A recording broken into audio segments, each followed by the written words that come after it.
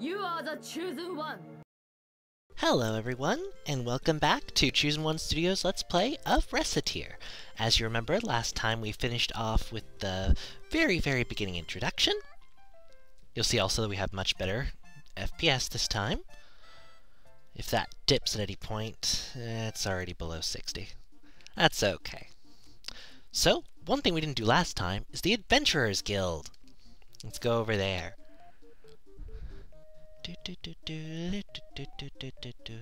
I promise I won't do that very much. I know a lot of people find it just utterly annoying. I can't say I blame them. Say, what's this place? This is the Adventurers Guild. The guild manages expeditions to the various untamed wilderness areas or abandoned ruins near the city. The area is commonly referred to as dungeons. Without approval, adventurers cannot visit the dungeons. Aw, nuts. So we can't just go into a dungeon and pick up everything we see? If we could do that, we could sell everything we get at 100% profit. It is still a very good idea, and great many people have made fortunes that way. If you wish to do so, however, we must first hire an adventurer. Hire? Can I just pick anybody? The truth of the matter is a bit more complicated. Even if you pay them, few adventurers are willing to risk their lives simply for the benefit of a complete stranger. Oh, so they turn away people they don't know very well. Indeed, you should first get to know a few adventurers and build up a certain level of trust with them. If all goes well, they will give you a symbol of their guild membership. This usually takes the form of a card. With that in hand, we can bring an adventurer with us. So it's like they're inviting us to a dinner party! Well, dinner parties usually do not include blood-mad beasts attempting to rip you limb from limb, but the analogy does work. Somewhat. Right, so first I need to meet an adventurer. Which for us should not be that difficult, yes? After all, we run an item shop, so we should get a few coming in as clients on a fairly regular basis. Oh yeah! Well then, I'll do my best to get a dinner invitation. Indeed, just be careful that Recette is not on the menu. Dink! Huh? Is something wrong? Well, that guy over there. And we're going to meet our first adventurer, who actually plays a lot like Adel.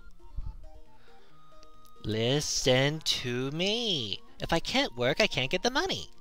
And if I can't get the money, I can't get the items. And if I can't get the items, apparently I can't work. Ugh! Heaven, if I had a few things, I could at least visit the Hall of Trials. I wonder what's going on. He seems to be a rookie adventurer complaining about his inability to complete the required guild test. Test? Well, the guild hardly allows anyone in off the street. You can only work officially for the guild after passing a test. An item shop owner is hardly the only job with challenges. I have an idea. What? I do believe we have found our first adventurer. As Tyr rushes over. Wait, do you mean by... Tyr, wait! Chutamate kudasai! I know a little bit of Japanese, as you'll notice. Son of a... I burned what cash I had just getting to this city. If I can't get into the guild, I don't know what I'll even do for dinner money. Now I'm hungry. Great. Pardon me a moment. You there, adventurer with a seedy look. Who you callin' seedy? Well, you two would be... We are a pair of merchants who happen to be passing. Merchants? Oh, you heard me talking. Sorry, but I'm way too broke, and seedy, to buy anything. Believe me, I could tell by your seedy nature that attempting to sell you anything would be a colossal waste of time. Come on, Tyr, stop with the seedy already. He isn't a plant. So are you two going to prune me or what here? The jokes in this game are great.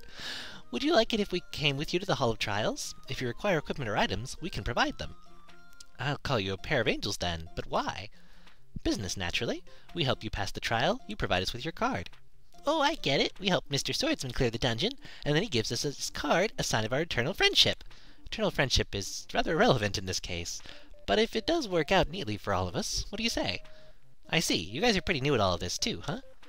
Our offer, Mr. Swordsman, yes or no? All right then, heck, I got nothing to lose. Well, aside from my precious life, anyway.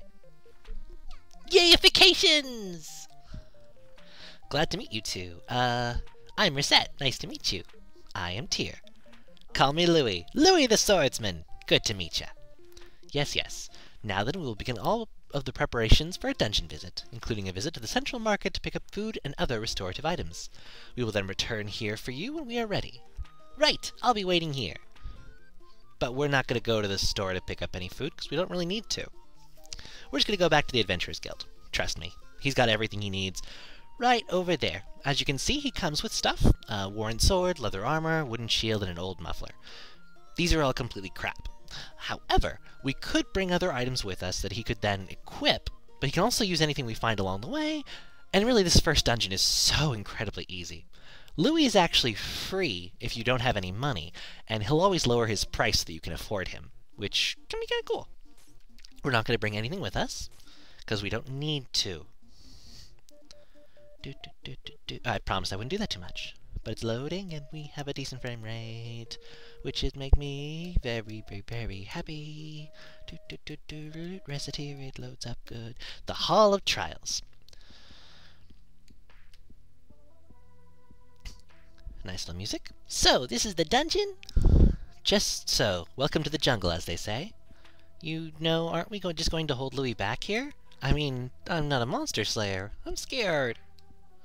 The two of us are perfectly safe. There's a protective field around the two of us. To the monsters, we may as well be invisible. Really? That's amazing! Which means we don't have to bother about controlling them. So Louis is perfectly safe too, then? Not quite. Oh, why not? While in the field, we do not need to worry about monsters. But this is accomplished by making us virtually intangible to everything inside this place. We can directly manipulate nothing. Wait, so we can't collect things? Why are we here, then? That's why our adventurer remains outside the field. Oh, I see. He'll pick stuff up for us. Should our adventurer be injured, we can place him in the field and retreat. Since we must carry him back, however, we can take very little else with us. One item at most. At level like 52 or something, you can take 2, but really you just avoid that if possible. So even if we run into trouble, we won't lose everything? But wait, I thought you said we can't... Yes, I will elaborate further if need be later. Naturally, if we get out safely, we can bring as much as our bags will allow us to carry. Cool! Wait, as much as our bags will allow? Well, our bags are not bottomless. If we run out of space, it will be up to us to decide what to keep or discard. So the adventurer focuses on adventure, while we keep track of what loot we should keep. Guess that makes sense? KO Day! Let's get to it! And so we begin.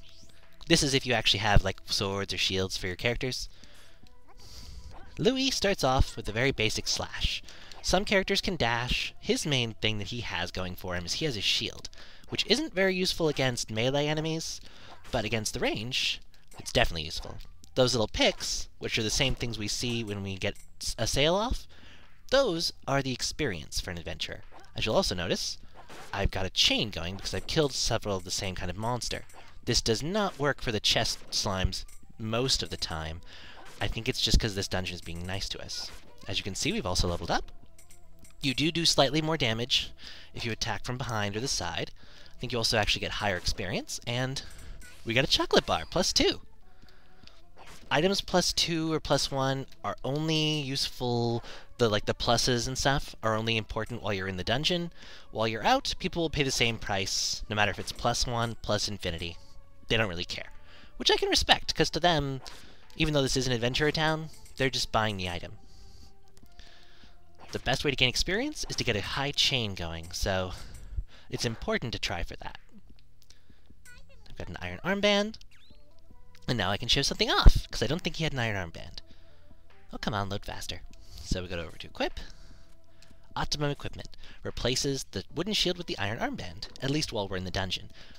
Unfortunately, you can't get people to keep things unless they buy them from you at your shop, which means that sometimes you have to keep out items just so your adventurers could buy them, but make sure you have a second copy so that should someone else want to buy them, well, you don't screw yourself out of equipping Louis. That's what happens when you get hit. As you can see, it's not a huge concern a majority of the time. This will break our chain, but it's more important that we kill everything. Oh. I should probably show off his first special attack. And this is how you go onto the next floor, but you can't go backwards, you can only go forwards. So I'm going to do this first. Essentially, it's a very Link-like twirly slash, and we have a slime fluid +1. Slime fluids are one of the items you can use to make mixtures once you have a high enough merch level, but they don't really do anything else for you besides that, as no one really wants to buy them. Which makes sense. I mean, would you want to go to an item shop to buy a hunk of slime? I wouldn't. They also say little things occasionally. Recettear, or Reset and Tier and your adventurer, but as I don't speak enough Japanese, I can't tell you. But it's never been enough to make me feel like I'm missing anything. And there's an apple +4. Nice yummy apple. And as you can see, this dungeon is actually remarkably easy, but it's supposed to just let you learn the controls, and later dungeons get a lot harder, as you can imagine. I'm out of SP. So while I was trying to do the swirly slash, it obviously didn't work. The colors do designate that they're palette swaps, just like in most games. So, you know, you want to learn how to manage that. We might run out of item space, we might not. The first dungeon generally doesn't have enough drops. Most dungeons, actually one thing that you probably noticed if you look at the map down in... Just 1 second, I'll kill this guy first before I motion and get attacked. Over here, we have the map. Red indicates enemies, X's indicate treasures, this indicates me. If I wait around enough, treasures will appear. Oh, there's an unthankful statue. Or rather, enemies will respawn, and they will respawn indefinitely. In this first dungeon, that doesn't really matter. In later dungeons, though, red things will appear that can kill you. There's an ingredient. We don't know what it is, because we have too low of a merch level, which is part of why I won't be doing that in the future, going in before I have a high enough merch level for the dungeon, but I wanted to show this off this video. Yay, level up! Level up gives you back all of your MP and your HP, which means that sometimes, you know, you can use that to your advantage very purposefully, especially in longer dungeons. And once you hit max level, every time you would reach a level again, you just get all of your, you know, stuff restored, which is, once again, very useful. Also useful is whenever you have two of the same enemy right next to each other. Slime fluid! Stuff like slime fluid is very useful, especially the rarer things like slime livers, and it's not a bad idea to visit the wiki, or have a friend tell you if something is useful to keep around or not, and in what quantities. Obviously, stuff you get earlier on is not as valuable as stuff you get later, but that's kind of common sense. Also, these slimes are actually a trap, and not a normal enemy, which is just fine, really. Also, if you attack as you're being attacked, it gives you what's called a counterattack, which is actually pretty awesome. They're especially easy to get with the ranged Elfie. As you'll also notice, I'm not worrying about killing everything, because while I do enjoy getting the drops and so forth, not really a huge priority. Oh, and here we go. Those are kobolds.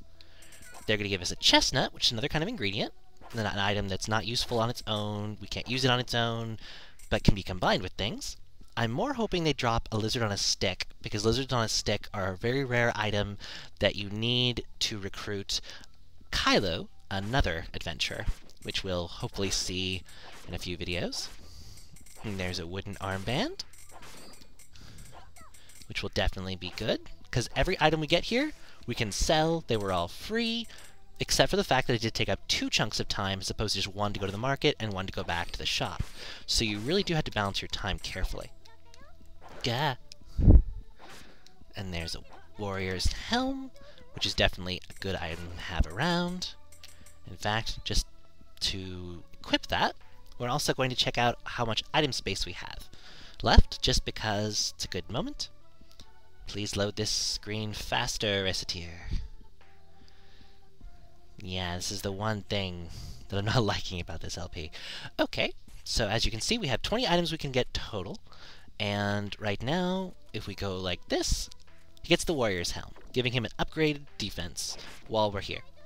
Ah, and yeah, I'm not being very smart about the kobolds. Louis is a very good character. He is very Ada-like in his controls. As you can tell, these dungeons are very East-like, except, well, I guess Zelda-like, because you have a sword button.